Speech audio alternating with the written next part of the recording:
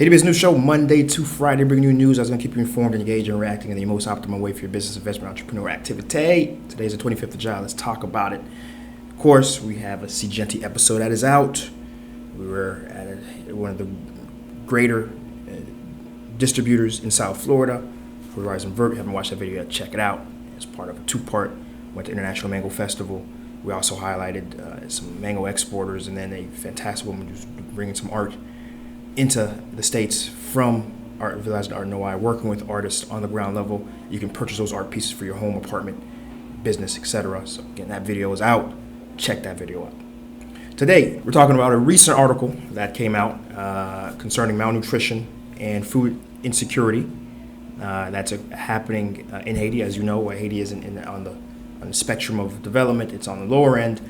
And there's a recent article out that has Haiti at 59% of expenditure for many Haitians are going towards food. 59%, right? You know, leaving very little for other very important things. Certainly not saving, certainly not investing in their future. Is literally hand-to-mouth sort of existence when over almost 60% of your income is going towards food. In comparison, countries like Brazil, Cellier, DR, they have expenditure rates for food closer to 25 to 30%, and that is generally the accepted norm of where you want your population's expenditures to be in food, right? And so, overall, in terms of malnutrition, the Caribbean region, has seen about a 1% decrease overall in that stat. However, Haiti has not necessarily seen those same benefits. We've seen 40% malnutrition rates in Haiti, and that is more than double the next country, which is Bolivia, which is at about 25 or lower 20%, which is certainly a problem, right? Solutions, of course, is manifold. In addition to helping support small farmers, and of course we have a massively dependent import economy where everything is imported, even though to the detriment of farmers who, at most of our history, were at least able to subsist, grow enough to subside themselves and then sell some extra components. That doesn't necessarily exist anymore since the early 90s. We have Clinton, thank you for that, appreciate you. But of course, there's been a lot of initiatives to help improve that. And of course, whenever I speak to other Haitian diaspora who are looking to come in the country to do particular business ventures, I always say, listen, how can I help you, particularly if it's agriculture, right? Because there is still a massive deficit in those sort of businesses happening. Too many businesses come to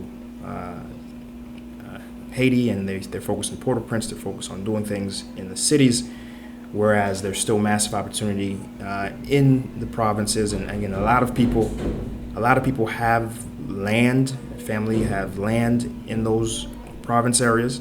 Province areas are considerably safer than the city, and it's generally a very massive opportunity loss. The fact that we don't have that sort of push, and that's the only way we can improve those stats, right? The only way we can improve those stats is by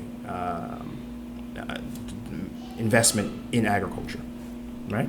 Today in Awesome, where we try to highlight other YouTubers, other folks in the social media realm who's doing fantastic work in keeping Haiti in the forefront of discussion, but in a positive light, but in a light that expands on the opportunity of Haiti.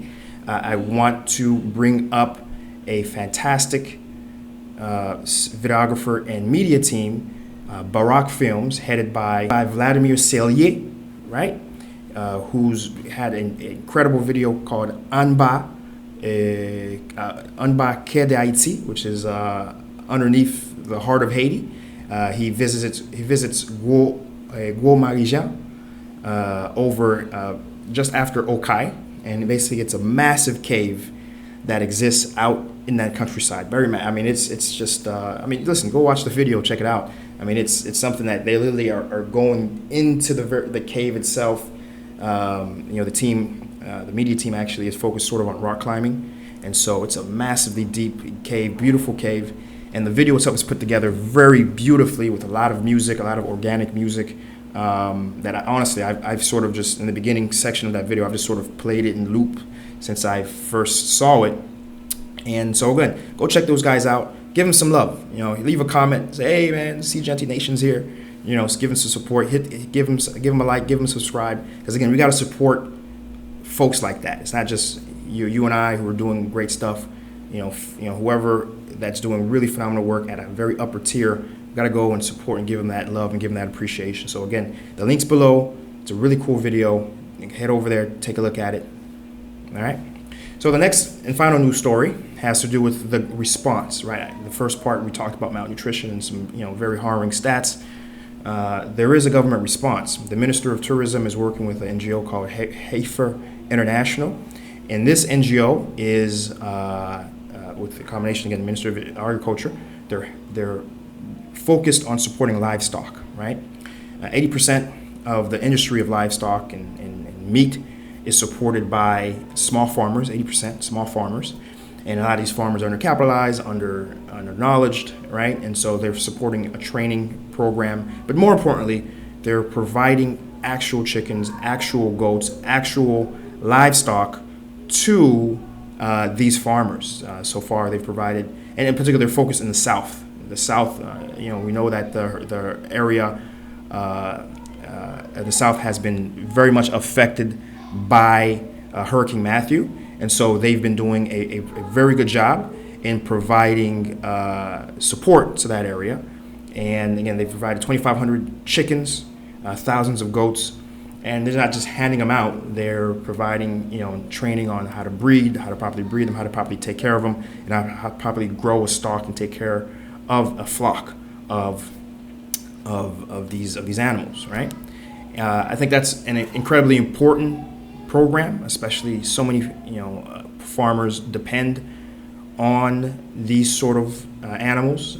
As we know, we had pigs for the longest time that acted as sort of a savings and piggy bank for Haitians in the countryside. And of course, those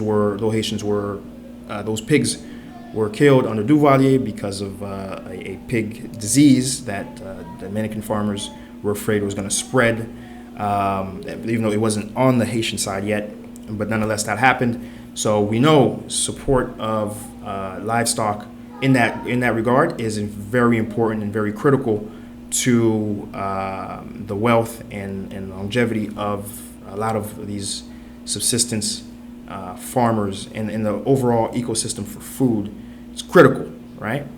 And again, it goes back to what I was saying before, which is, again, there's a massive economic opportunity in the countryside in agriculture, not just planting, but also providing meat, providing opportunities for, because again, even butchery, there's a lack of butchers in Haiti, right? And so the whole supply chain has opportunity to invest, to get in and grow, if only folks just think about that and work with their network to actually implement and execute, right?